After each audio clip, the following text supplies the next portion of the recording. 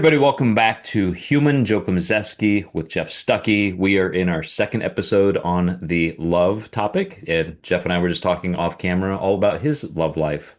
So, just to extend that a little bit, Jeff, I will say what I'm bringing to this podcast is a quote from Schopenhauer, who is one of my favorite philosophers, German, and he is known as the angry, pessimistic philosopher. So, he's right up your alley. Let's go. Okay, you ready? Yes, wrote them Here's what he all. said. Here's what he said about marriage. Okay. He's not pro-marriage because what you are doing is trading half of your freedom for twice the responsibility. So he said that just doesn't math. I'm out. Okay. So the funny thing to me, obviously, you find it a little amusing. We still do it. I mean, we are such social creatures. We went through the biology and the neurochemistry of love last time, and nothing's going to stop us from pursuing that, from wanting it. But maybe there comes a time where you start to at least put some boundaries on what you're looking for and why. I know you have some directions you want to go tonight, but I just wanted to lead with that, especially because what we were talking about pre-podcast here, your dating life.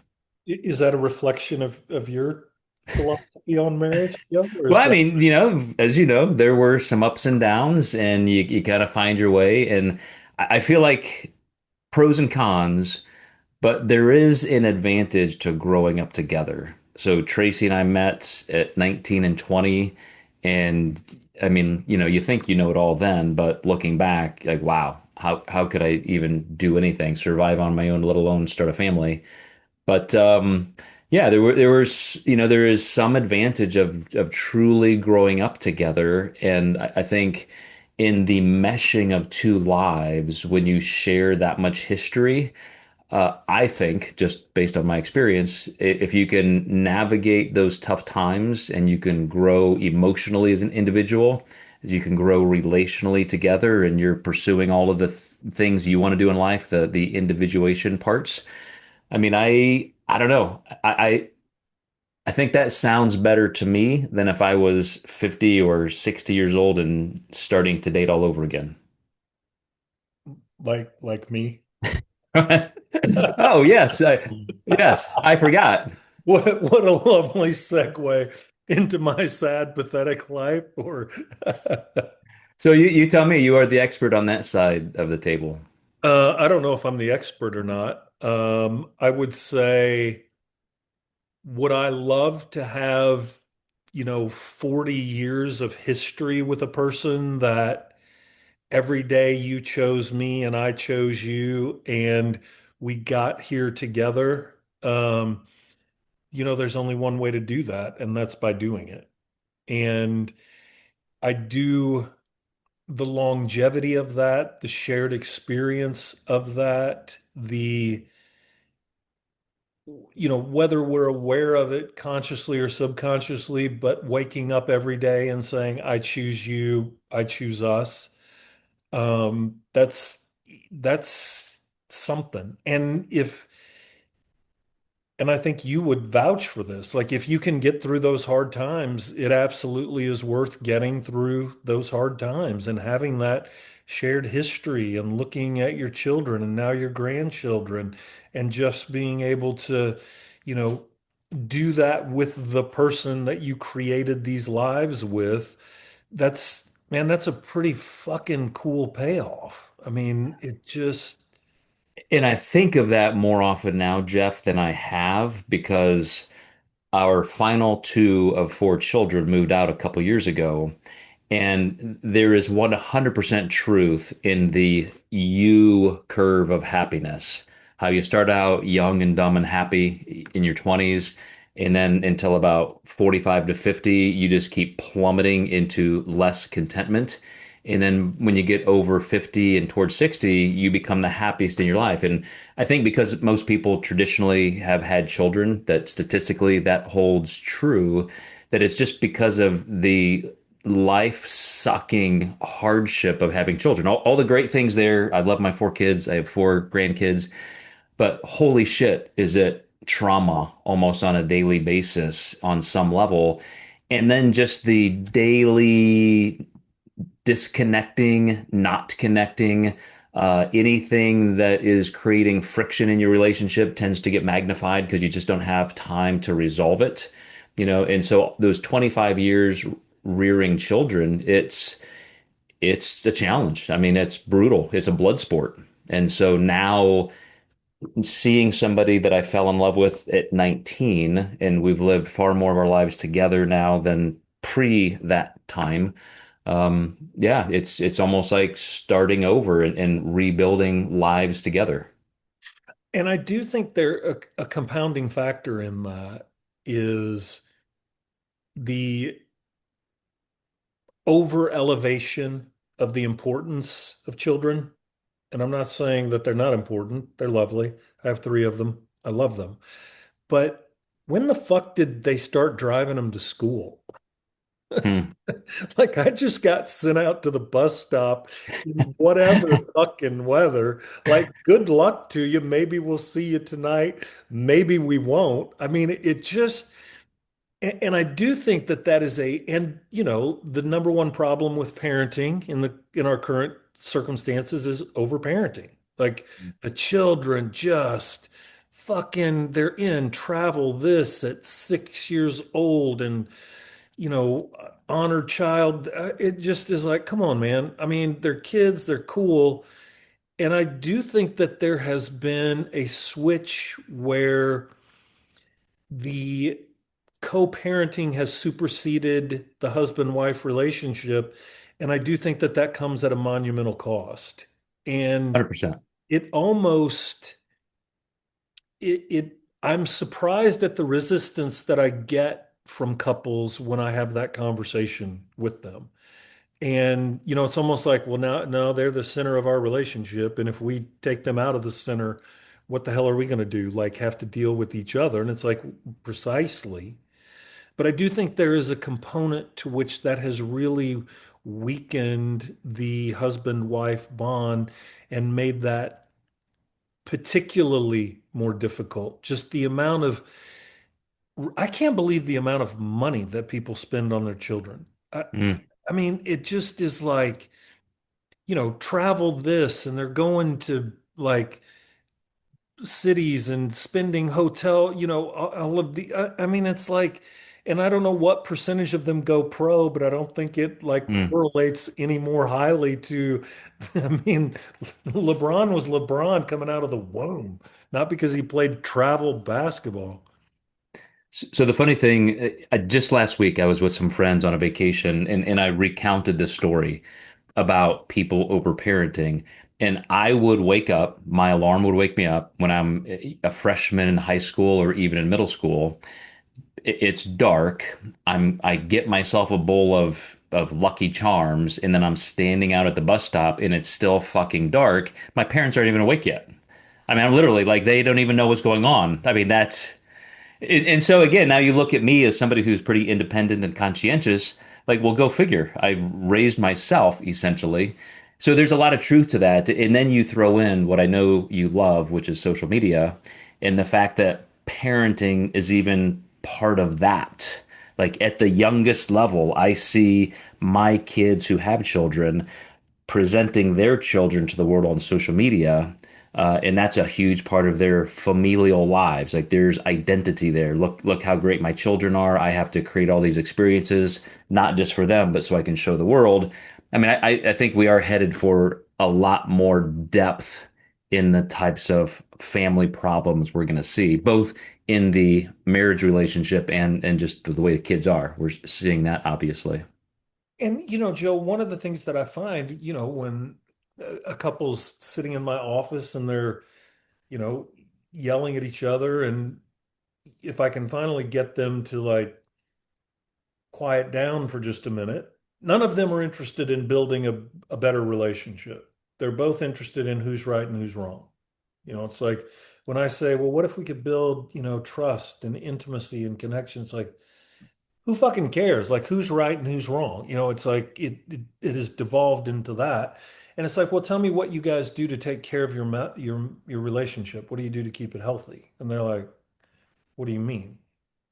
What kinds of things have you done to like keep your marriage healthy, keep your like literally as if I've asked the dumbest question on the planet.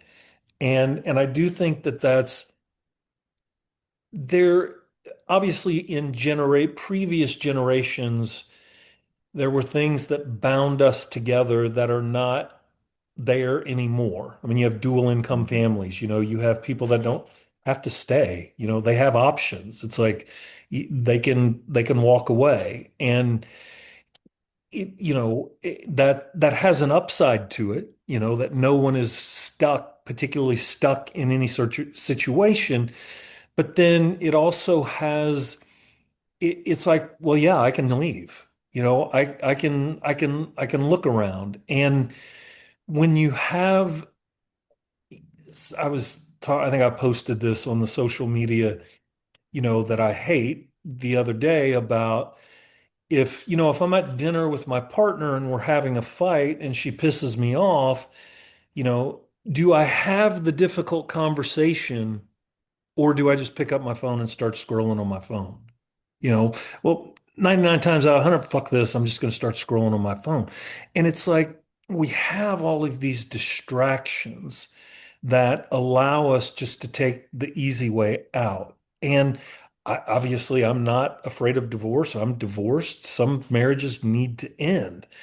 But my feeling is way too many marriages end because of unrealistic expectations and not enough effort put in to the relationship. You know, to you and Tracy's credit, I mean, you fought like hell. Like, in some of your instances, it's like, I don't even know why we're still, I don't mean to speak for you, but it's like, I don't even know why we're still fighting, but we're just and you get through that and you get the rewards of that. And I'm 55. I've got a good life, I've got a very robust career. I live close to all three of my children. I, get to see them with way more regularity than I ever would have thought, given that they have adult lives and doing their kind of thing. So the upside for me right now in the dating arena is I do get to be selective. I get to have a certain level of, like whatever tolerance I choose to have. And the downside is there's a lot more moving parts. I mean, they're divorced. They probably bring children along with it. And then all of a sudden there's a lot of moving parts that, I have a lot of history with my children. My oldest is 29. I've known her for 29 years. Now I fall in love with this person and now she has whatever children she brings to the table. She has history with that. We're both super excited about each other, but our mutual children really don't give a shit. They're like, I wouldn't want to know this person if I passed them on the sidewalk. So there's complexities to that I would probably be more optimistic than Schopenhauer, whatever his name Hmm. was. Uh, Schopenhauer, yeah. it's like the work is worth it. The So work is that's where I wanted to jump in because what you said about Tracy and I, and you having done some counseling with us individually and together, the thing that overrode all of my acute feelings at the time, and maybe if I thought I was being, I don't know, shorted and, neglected or whatever, all of those things about why this is not working.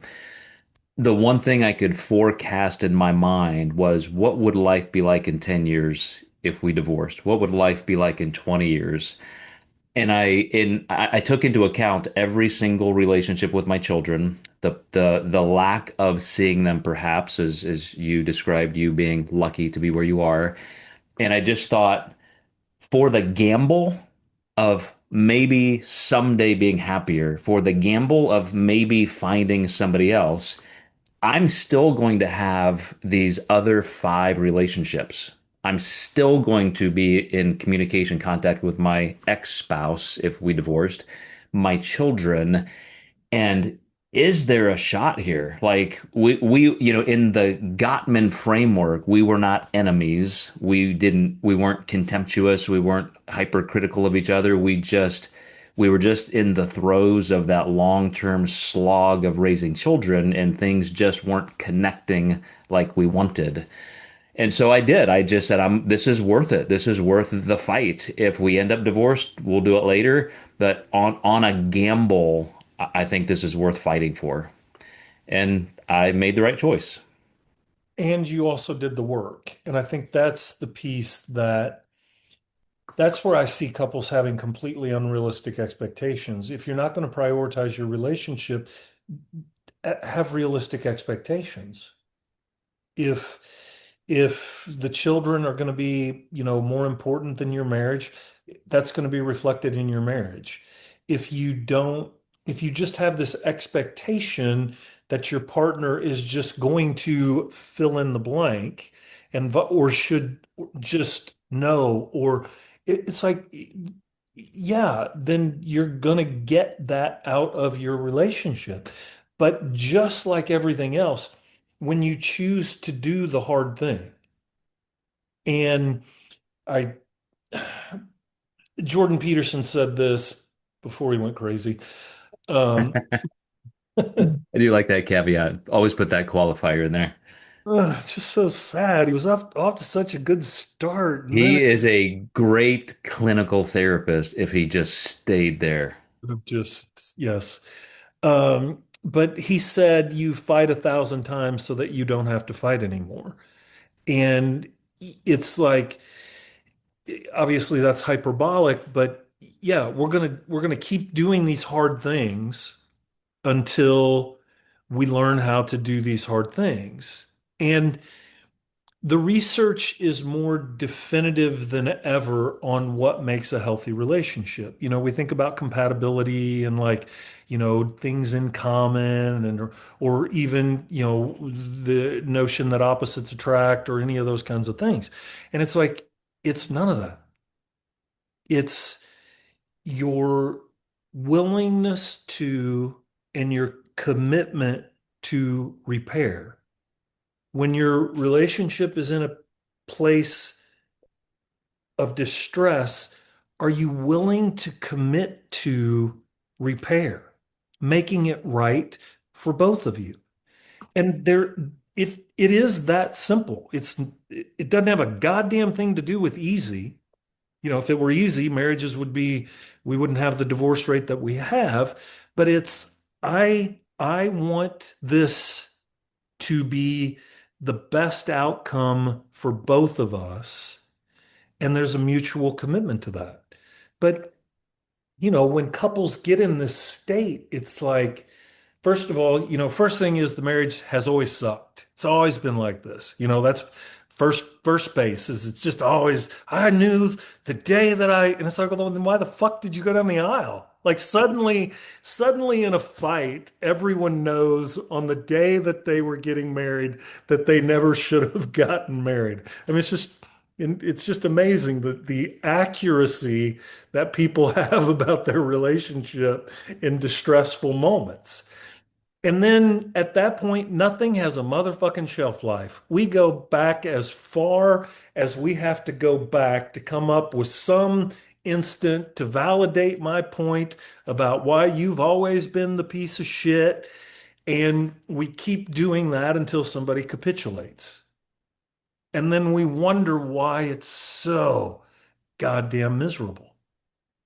Well, you wanted to get into some of the misconceptions about love that can lead to a healthier relationship, but I'm going to give you one more Schopenhauer.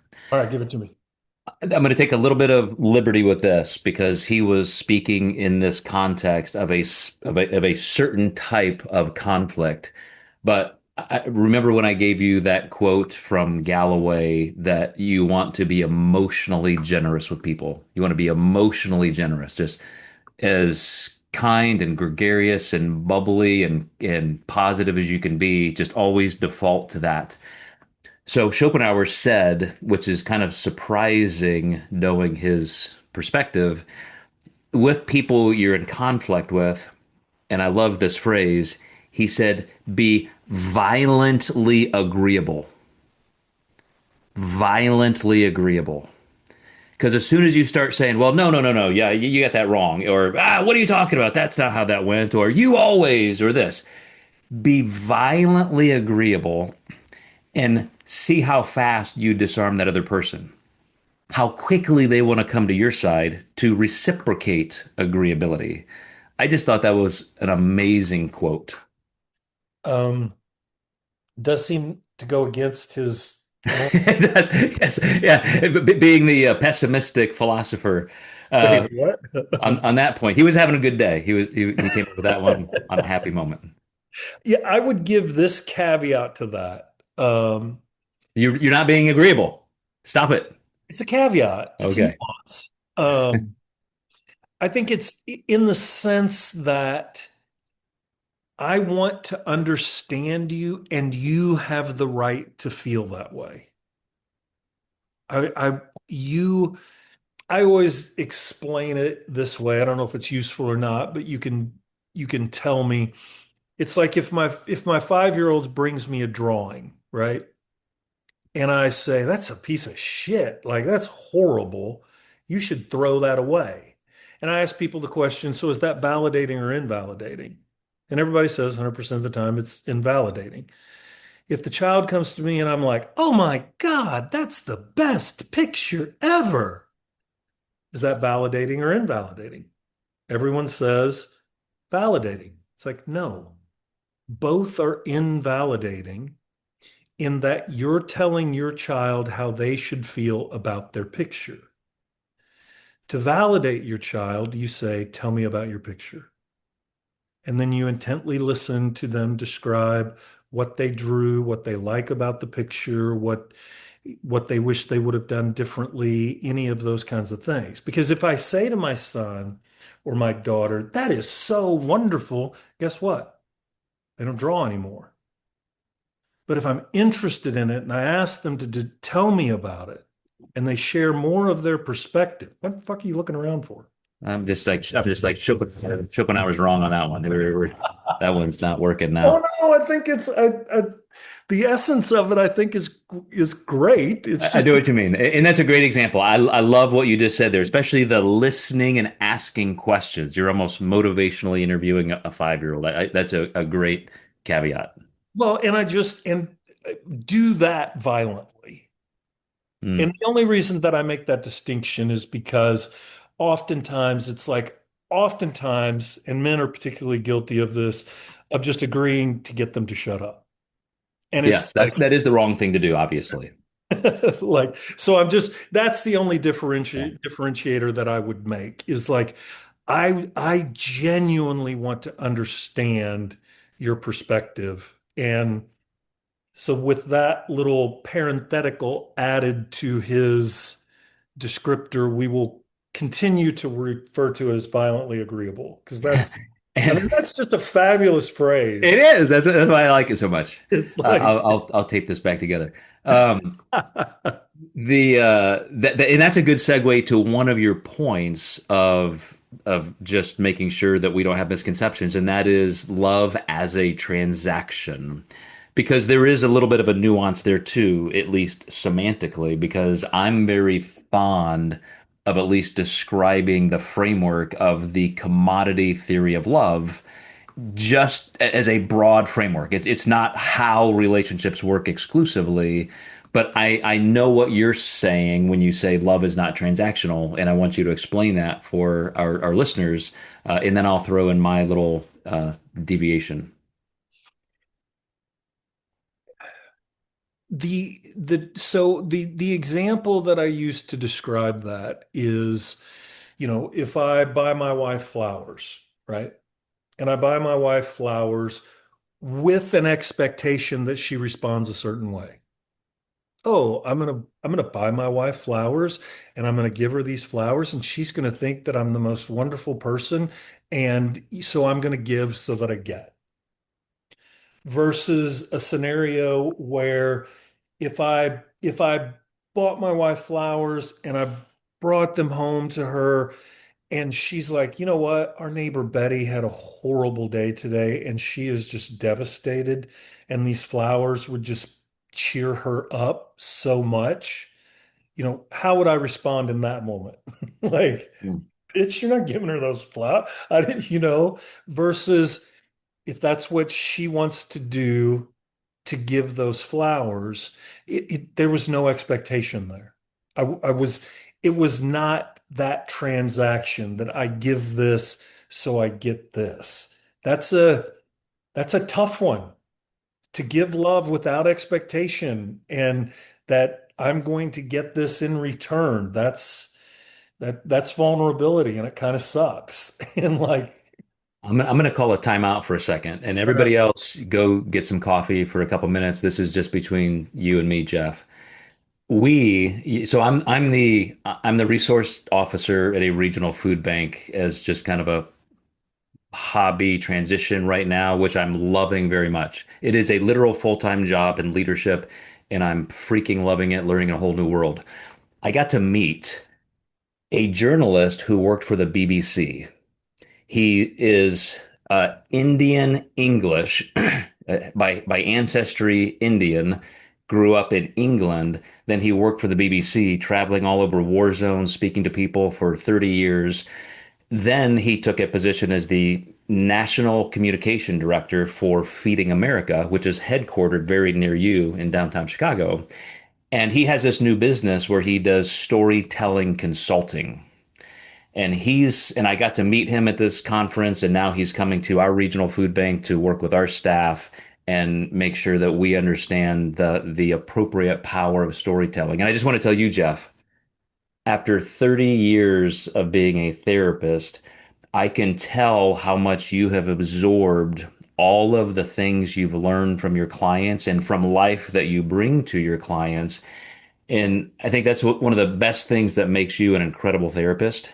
When you can bring up those stories of a 5-year-old or bringing your wife flowers and your neighbor having a bad day, that is just fucking impressive. It's one of the things I loved about you most when I met you 25 years ago, and to see you still doing it now with a greater repertoire of storytelling ammo, it's just spectacular.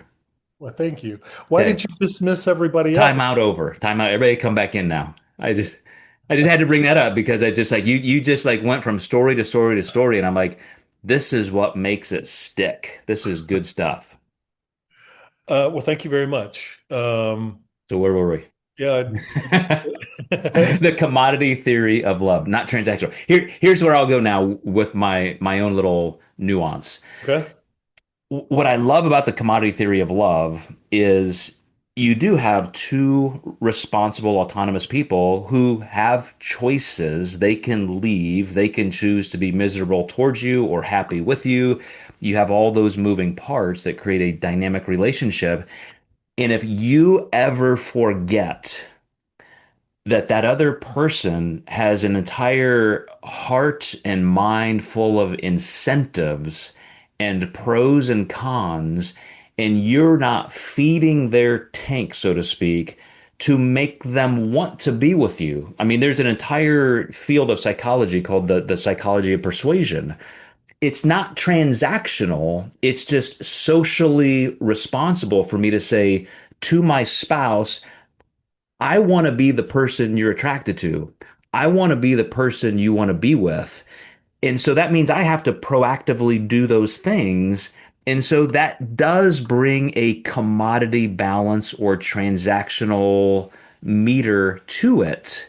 And again, it's not that you're doing it to get, but you want to achieve together a great relationship. And that's a massive part of it.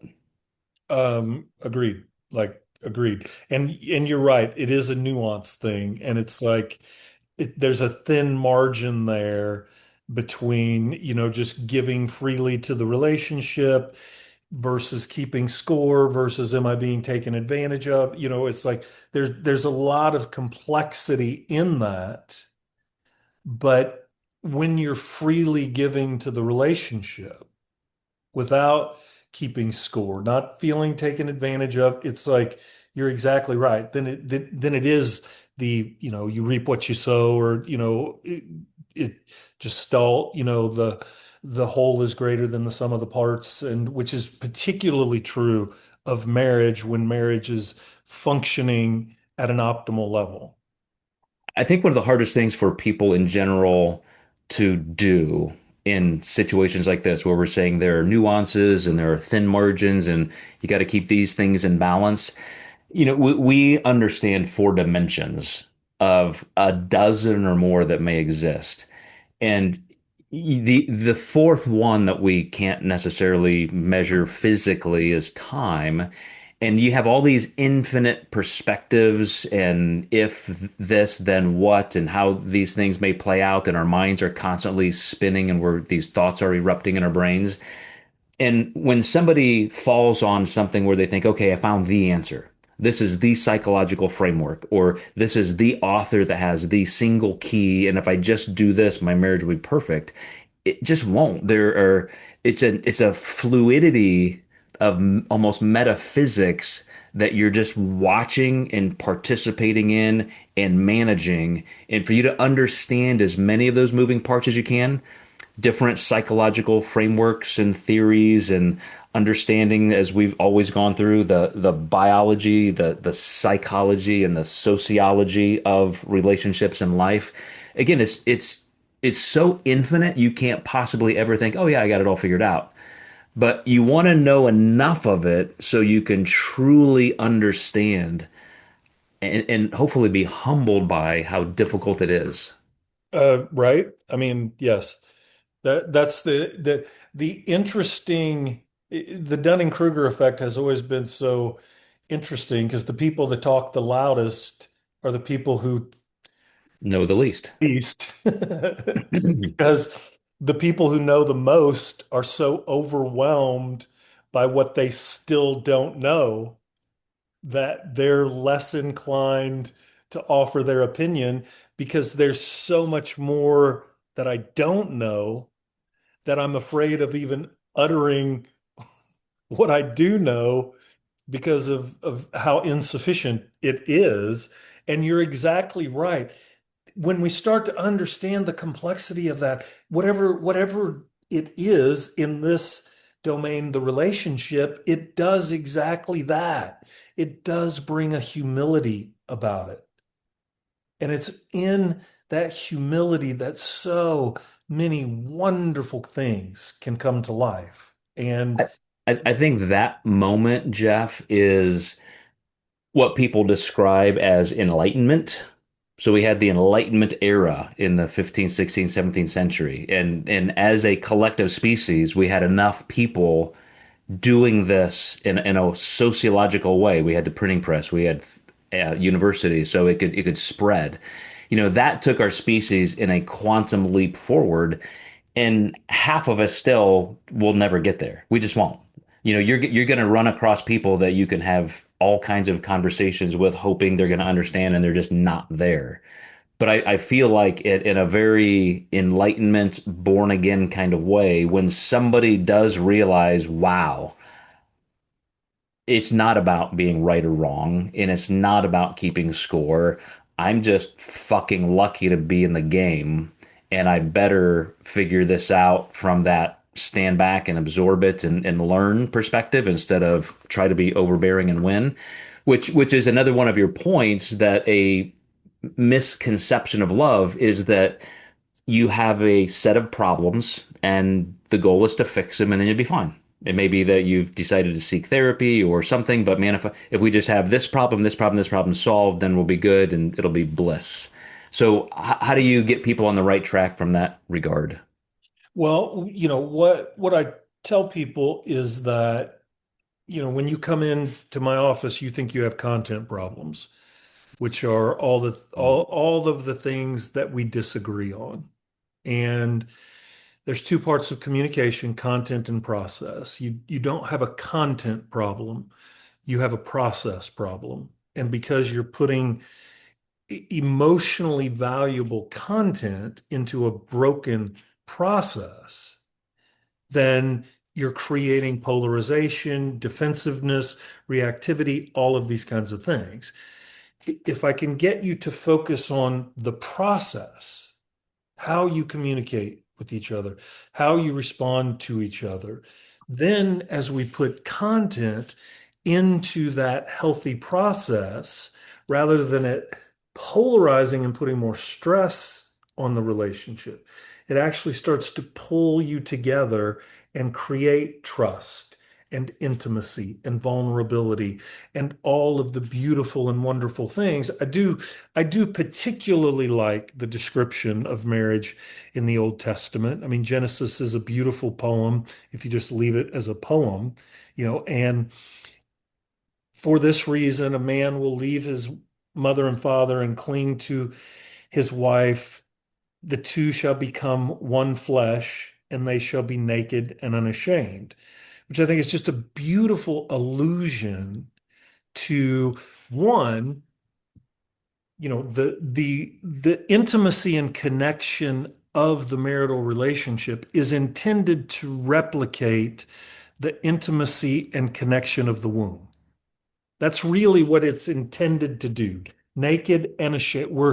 We're totally accepted. Unconditional love that you're always going to be there for me. I'm always going to be there for you. That's the beauty of the security that the marital relationship represents. And when we focus on that process piece and we're able to hear and validate each other and allow each other to see the world the way the other sees it and not be threatened by that or feel like their way is wrong. And if they looked at the world the way that I did, those kinds of things, then everything that we committed to each other when we took our wedding vows genuinely does come to life. And it's a beautiful, beautiful thing. You gave us that particular metaphor content process, and it was one of those breakthrough moments for sure. In me specifically, I just remembered thinking, I mean, there are just times when you encounter academically rigorously tested, brilliant things like that, a concept, if you stop and really can let that take hold, it is life changing. And that was one of those moments because I had never heard that, had never bifurcated those two entities in my mind, and then it just instantly fell into place. Well, and a simple technique that I teach most, if not all of my clients is when you're listening to anyone, you can do this in any relationship, but particularly in your, marital relationship. Listen with the intent of repeating back what your partner said word for word. And because most of us listen until we hear something that makes us uncomfortable.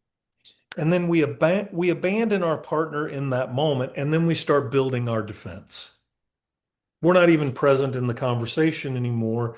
Our partner's continuing to share themselves, and we're just waiting for them to shut the fuck up so we can tell them how wrong they are. And that abandonment in communication comes at a very, very high cost. It may not sound like it, but we all know in a conversation when our partner has abandoned us and we're not and are no longer listening. Most of us respond to that by oversharing. I've got the fucking conch shell and I'm just going to keep Hmm. going, and not give you the opportunity, which just causes that tension and that polarity to build. So if I'm listening with the intent of saying back to you, it keeps me out of that defensive reactiveness. I'm just listening to hear what you had to say and honor you by saying back the best that I can. This is what I heard you say. Is that what you wanted me to hear? And that most conversations in relationships escalate because there's no brake on the system. It's just gas pedal. And that mechanism becomes a wonderful break to slow things down so that they don't just continue to escalate. And 4 hours later, we're still fucking yelling at each other, but we don't have any idea where this fight started, much less how to repair it because we are so far away from that. And that mechanism, Joe, puts a necessary brake on the system that otherwise doesn't have one. You will be happy to know that Tracy still actively practices that because you isolated that as the one thing we had to start with Tracy. And even to this day, she must just kind of register it in her mind that, oh shit, I'm not even listening to Joe.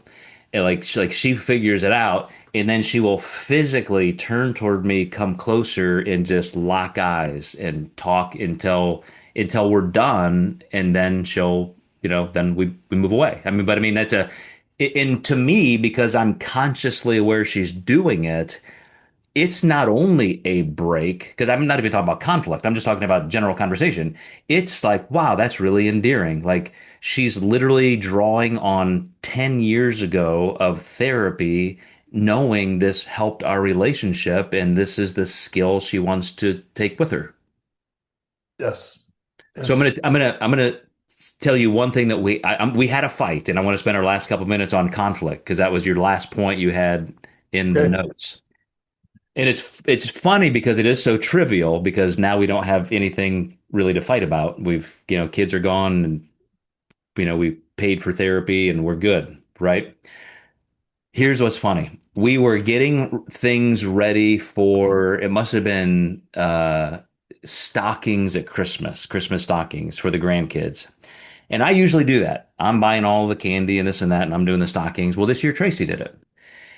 Every year, I always have some extra stuff and I put it in a bag and I give it to Tracy. Here's kind of like your stocking, even though it's in a Ziploc bag.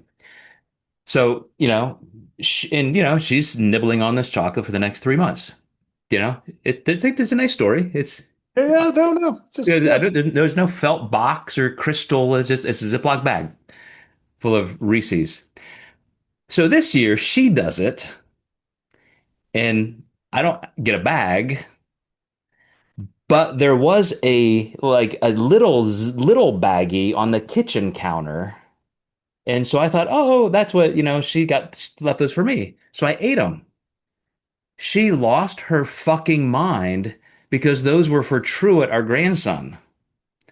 Lost her fucking mind. And I was like, man, I'm sorry. I just like, we've done this for years, decades, I thought. And she's like, you did not. You knew those were for Truett. You knew those were for Truett. I didn't. I swear I didn't. And she was so assaulting in that accusation. And it's just not true. So I'm doubly injured. I'm getting berated. And now my credibility and integrity are being assaulted. So she had for Christmas gotten me this great big Reese's bar. You're gonna this is what's really the funny part. I took it to our office and I cut it up into pieces and I kept giving it to Truett over the next couple of weeks. And it wasn't until the last bite that Tracy noticed, like, where are you getting that? And I said, well, that's that bar you gave me. Well, I gave that to you. I didn't eat one motherfucking piece of it because you were such a bitch at accusing me. So even 10 years past counseling, I'm telling you, like we can still get into those little microaggressions, if you will. Yeah. But after I completed the reciprocal battle and I felt like I had sufficiently won, and then we just kind of walked away from it and it was okay. So you obviously would not say that was a great thing to do, Joe. I was probably going to say, I don't know if I want credit for that, but it does go to show just how the complexities of relationship. And, And even as something as seemingly benign, the real thing again was just really feeling like I'm being assaulted here in the heart of my integrity. right. Which again, it's a fucking Reese's It's like it's this is this is not catastrophic, but at the same time, in your mind, you can even turn that into a big deal. Like this was on my mind for a few weeks. Like, as I'm giving this to Truett, I'm like fueling that spite and that energy in my brain. Like every time I'm doing it, I'm reliving that. And so you can see how when something's really real, how it can be sometimes insurmountable. So Well, conflict. How do you solve conflict?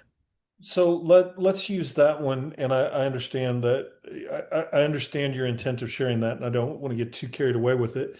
But one of the things that I will tell you, if the two things that I would say fuel conflict most is either a version of you should just know or you should make me happy, and the other one is I know you better than you. Hmm.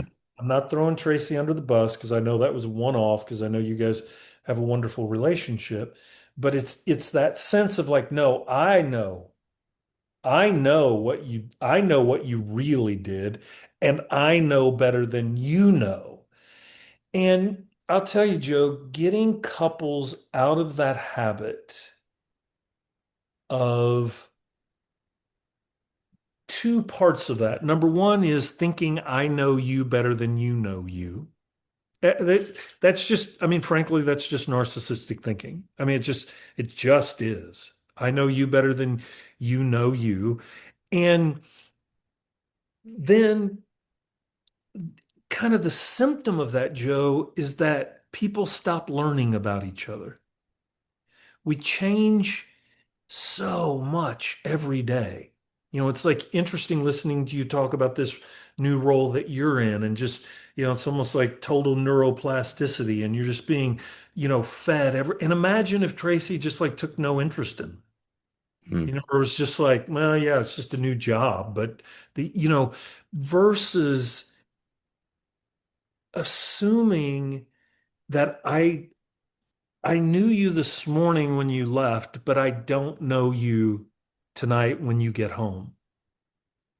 And if I could give couples like a number one tool that obviously repair, as we talked about earlier in the seeking repair, but it's like don't ever think that you know your spouse. Don't ever think that you know them. Imagine that they're changing every day as much as you are changing, and don't get lazy with that. And it's easy to get lazy with that. I mean, how much could you have changed today? I mean, goddamn, I've known you for this many years and I saw you this morning. And it's like, don't. Stay curious about how your partner is evolving. Now, here's the other part of that, Joe, is that and that will fuel them continuing to evolve. If I stay interested in their growth, if I stay interested in what's changing them, what they're interested in, that's fucking jet fuel for both of us to continue to stay in a dynamic state, which keeps our relationship alive. One, I got them out of order.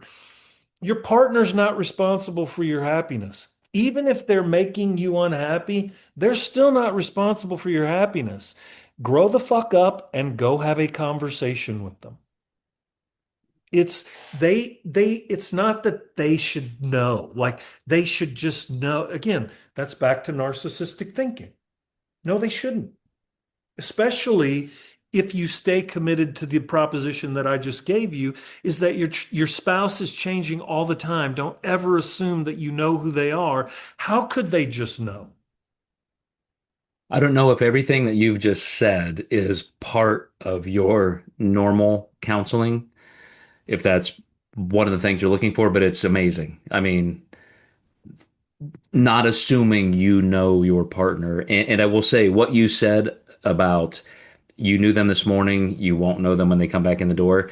that is so close to being some kind of a Buddhist or African proverb that you're like this close to developing something just in one phrase that could be utterly profound. We So will get this work will on that. be this will be where we forge it to perfection. There Yeah, is it. literally, like you knew your spouse when they left this morning. You don't know them when they come back. They're a new person. Like that is amazing. That's so I have a literal friend who is a tenured evolutionary anthropology professor at Duke University, and he is a an actual Buddhist monk. And I'm so fascinated because just like you, we in Western culture, specifically America, you go to the Bible, you've learned these phrases, these stories. There is so much more richness and complexity in some other places, and I'm really committed to learning some of those. So anyway, just another little aside. When we finish this whole topic up next week, I don't know how much we have left, but uh, I'm fascinated every time I come into this topic with you, thinking I don't have anything. Like this, Jeff's gonna have to carry this, and then it's never ending. It's there's so much to learn and to know to becoming a good partner and a partner that somebody wants to be with so you can find that piece. If Tracy and I did not have a foundation of trust and connection, the Reese's thing could have been catastrophic because it was more than the Reese's. It was my integrity. It was potential narcissism, as you said. It was being slighted emotionally, and that can just tumble down a hill to never ever land. So I really think you gotta focus on having that foundation nonstop. Yes, you exactly right. Whatever you feed grows, whatever you starve dies. And that, I mean, that's exactly right. It is that. So my prompt for the audience, and I hope people are doing this, even if they come across these 10 years from now. Um, you mentioned something is just lazy. If you just make those assumptions, you're being lazy. And I really do want to turn to that skill that you taught Tracy because I learned from it as well, and that is conversationally, especially because we have these kinds of distractions now. Just stop and look in the person's face when you're having a conversation. I mean, there are probably sometimes you're doing the dishes, you're talking across the room, but spend some time just sitting and speaking to the person you love. That is probably the most meaningful investing time you will ever have with them. So I think if somebody truly makes it a habit to do what you said, stop, listen with that intent. That would be my prompt today. I'm gonna use a cliche for my prompt. So if you'll I apologize if you'll allow it. But the old saying that you cannot be curious and angry at the same time. And if when you're interacting this week in any relationship, but particularly with your partner, if you find yourself in a state of frustration or in irritation, see if you can shift to a state of curiosity. See if you can, rather than a state of assumption or presupposing that see if you can move to a state of curious and just allow yourself to be curious and ask some clarifying questions, whatever it may be, but try to use that as a cue and again, it's this is a superpower for relationships if they'll stay committed to it. Staying curious in who your partner is and who they are becoming, rather than just assuming that is transformative. Again, simple, not easy, but at the end of the day, transformative. Can't be curious and angry at the same time. As a way of saying goodbye, you have to tell me that you've been keeping up with Punch the Monkey in Japan. That phrase means nothing to you. You don't know who Punch the Monkey is? I'm assuming it's a new punk band. Oh my gosh, dude. Okay, you got to Well, look this. stay curious. So it's this little monkey in a zoo in Japan, and Okay. its mother rejected him. Okay. So the zookeepers, full of zoologists and biologists, said, well, the best thing to do is just kind of let the troop do what it does. And so punched the monkey, this little itty bitty monkey. It's not a chimpanzee. It's one of the, I can't remember the name, Macabra or macabre monkey. Okay. Um, One of the zookeepers gave it a little plushie toy that is also in the shape of a monkey. And Punch has been dragging this around as its mother. And other large adult monkeys will come and just beat the shit out of Punch, and he just has to collect himself, and he'll immediately go to his little plushie toy and hug it. He'll sleep on it. He tries to feed it. He gives it water. Whenever he's insecure and upset, he hugs it. It is literally like the Harlow monkey experiments. That's what I was about. I mean, yeah, that's He exactly has adopted this, and then finally,